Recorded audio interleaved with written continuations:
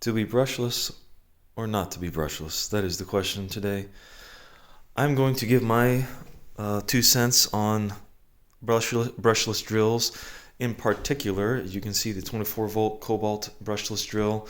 In my old school, seen many a job, DeWalt 18 volt drill with the 18 to 20 volt adapter on there. They both got the same battery. Here's my thoughts. First of all, the number one thing I don't like about brushless tools, and my experience is mainly with the Kobalt stuff, but I've noticed it with a couple of my DeWalt ones too, is that there's a funny delay when the tool's been sitting resting for a while from when you actually hit the button to when it actually starts to do something.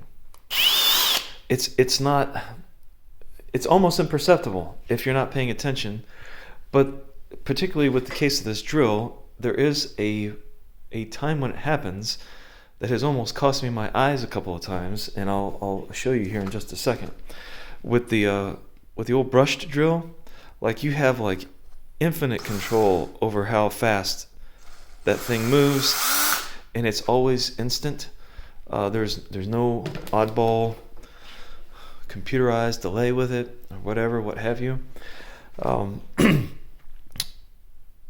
top of that, what I've noticed, and again, my experience with the brushless drills, at least, is with the Kobalt. The brushless stuff is freaking loud. This drill is so loud. Like, I don't like it.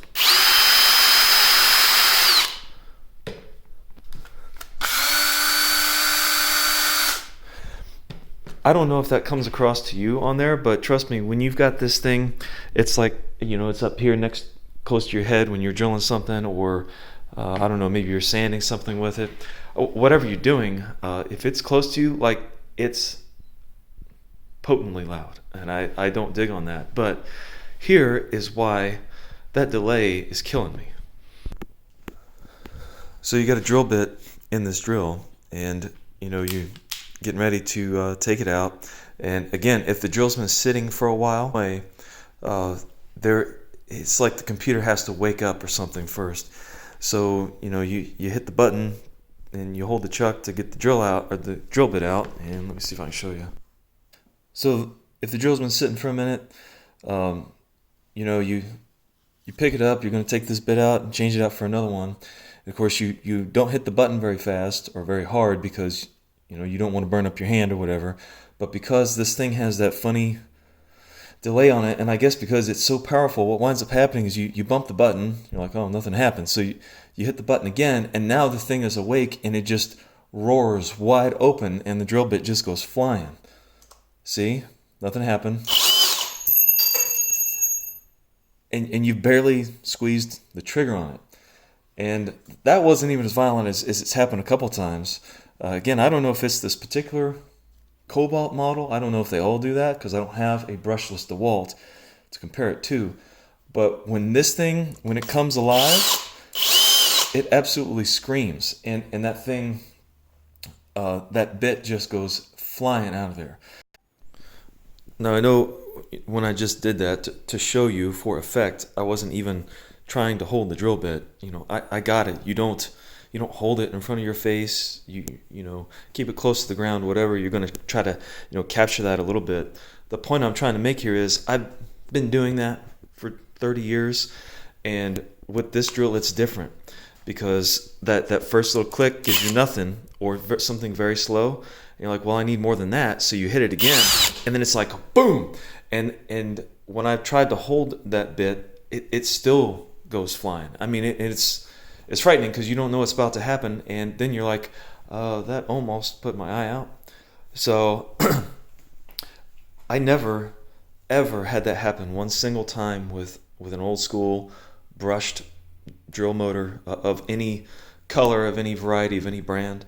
And that's why I'm saying there's something different here. And is it just the way that Kobalt does it? I don't know, because I don't have that brushed DeWalt the brushless DeWalt to compare that against. But for especially for that reason, I don't like this drill, and it's freaking loud as freak, and I really don't like that.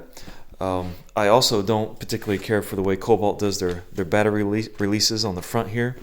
I find these just to be much easier to get out for some reason. It's just the way that I guess you have to orient your hand to get on both sides of that thing. I don't know. I don't like it. In fact, I think I'm going to sell this drill, get rid of it, and I'll just go back to Old Faithful there. It's still clicking after all these years. So I don't have a problem with the other brushless Kobalt stuff that I have. I've got the impact drivers, and in fact, I would say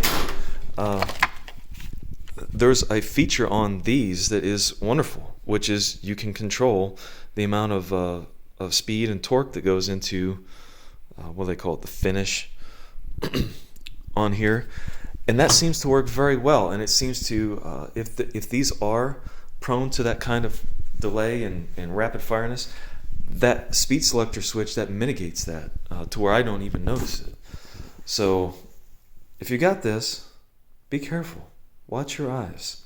And if you don't got this and you're trying to decide if you should got that, back to the original question, to be brushless or not to be, I would say on this one, not to be. And don't hit me up with all the run times and all the stats and all that stuff. I mean, I'm just a homeowner guy doing whatever. My opinion, go brushed.